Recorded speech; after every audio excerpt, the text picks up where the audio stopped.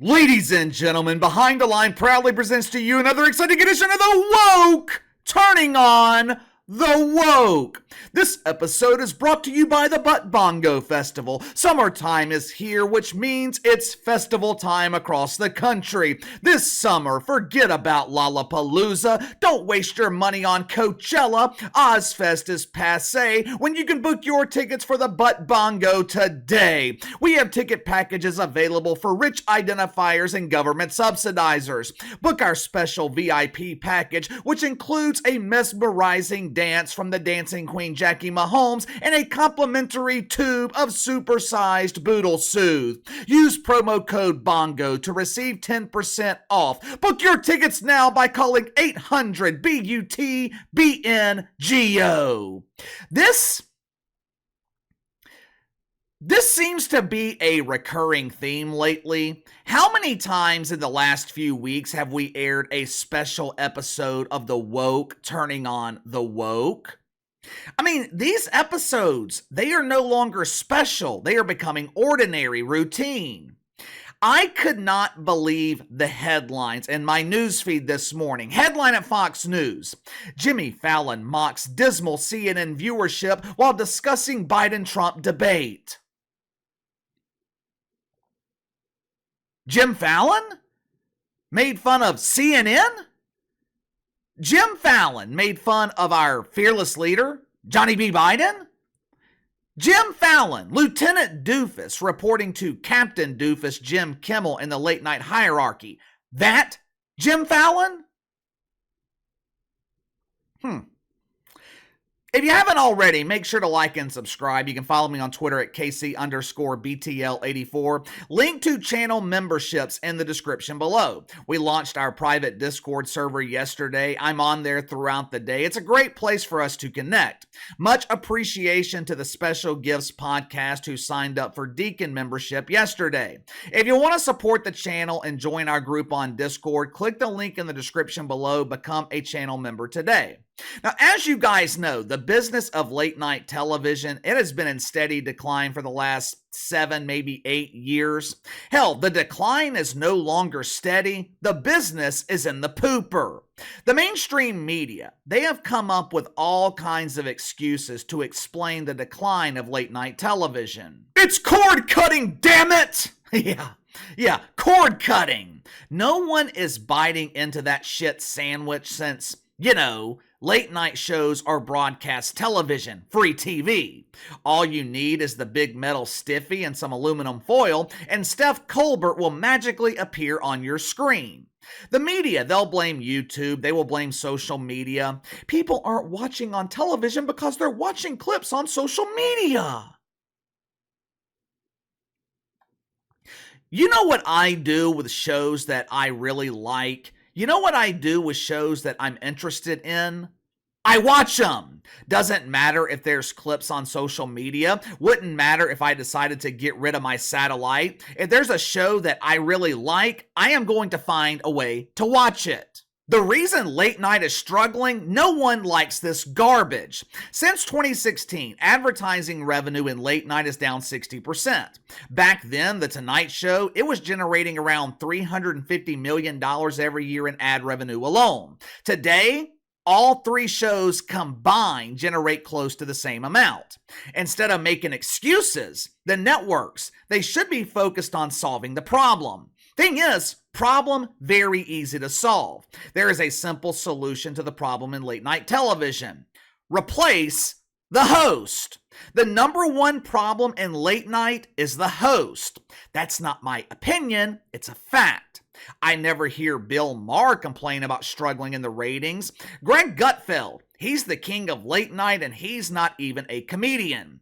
The trio of huge embarrassing failures hosting late night shows on the big three broadcast networks, one of the reasons they are failing, they're all the same. There's no difference between Stephanie Colbert and Jim Kimmel. There's damn sure no difference between the two Jims. Hell, they even share a name. If you turn on a late night show, doesn't matter which one you pick, you are going to hear the same old recycled jokes about Donald Trump. However, there seems to be a shift in late night television. Matter of fact, There seems to be a shift right now throughout the mainstream media. Now, in terms of late night, this shift started back in February when Jon Stewart returned to The Daily Show. Jon Stew, he came up with a revolutionary idea for his return. The idea was completely unoriginal. Late night comedians, they utilized this strategy for decades before they were infected with the woke fungus and diagnosed with a stage 4 case of OMB. Orange Man Bad!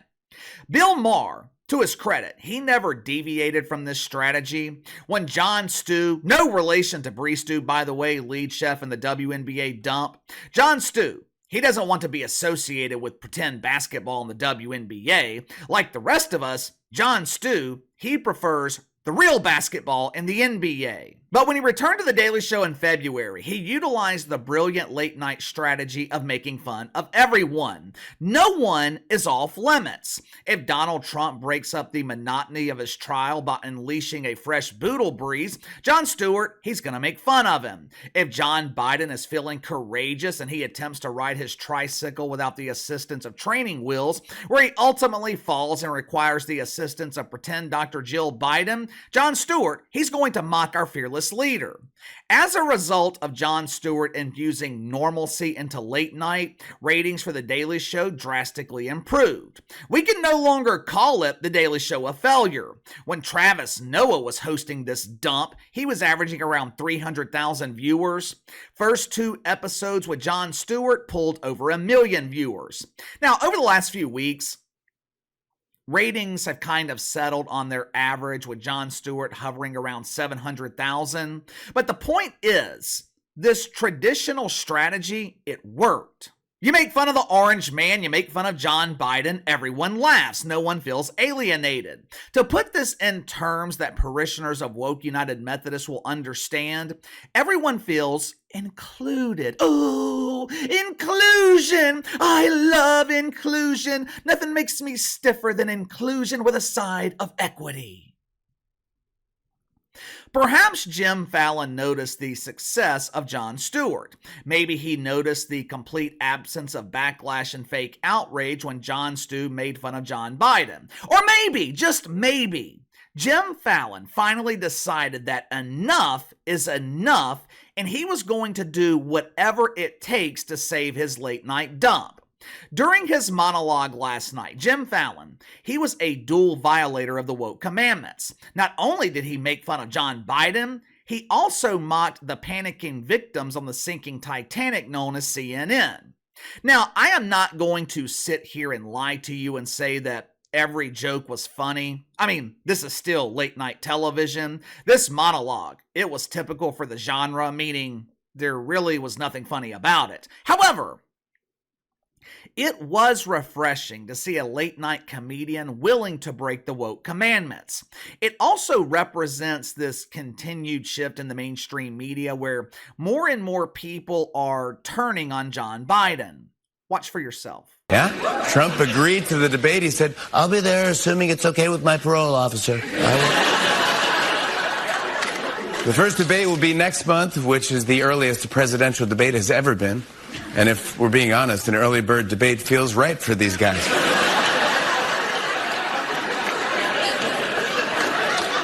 Yeah, Biden and Trump will meet June 27th on CNN, and one of Biden's debate conditions was not having an audience. So that explains why it's on CNN.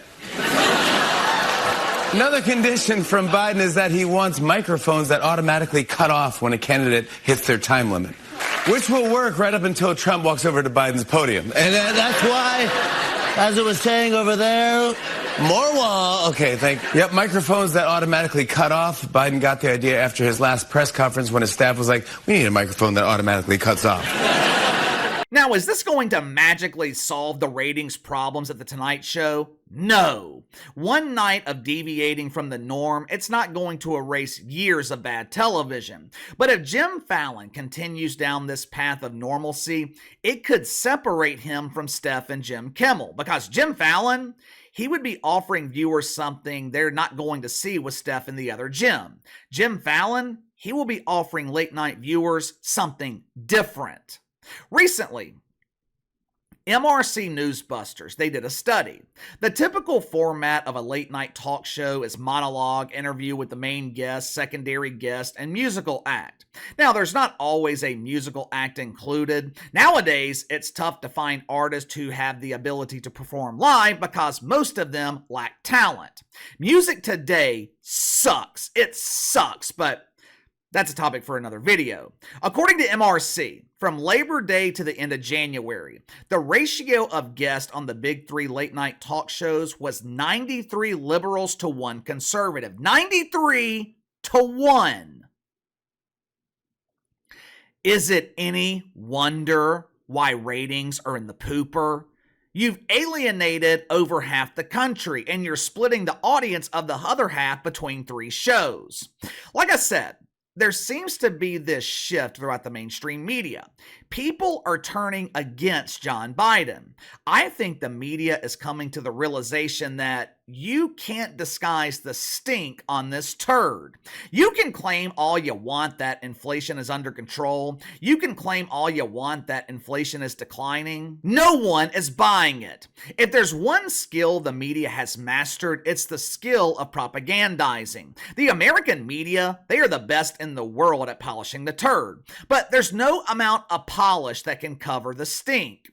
Hard to pretend that the southern border is under control when cameras are filming people abandoning their huts in Guatemala and walking freely over the border. Recently, we have seen CNN criticizing John Biden. MSNBC has been willing to criticize him too. The networks have one goal: draw an audience. Hard to draw an audience when you are constantly lying to them and they know about it. Maybe that's why we are seeing this shift. That debate next month on CNN, it's going to be really interesting. It's going to have no impact on the election in November, but it's going to be interesting to see how CNN chooses to moderate this debate.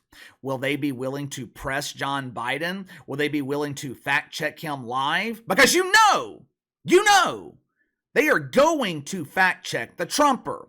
Hell, CNN has some doofus on staff. His only job is to monitor Trump.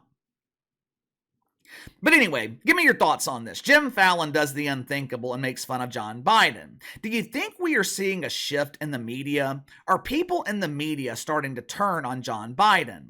Let me know. Sound off in the comments below. Like, subscribe, share the video. Appreciate your support. Best way to contact me is by email at btlkc84@gmail.com, KC_BTL84 on Twitter, and I'll see you guys tomorrow.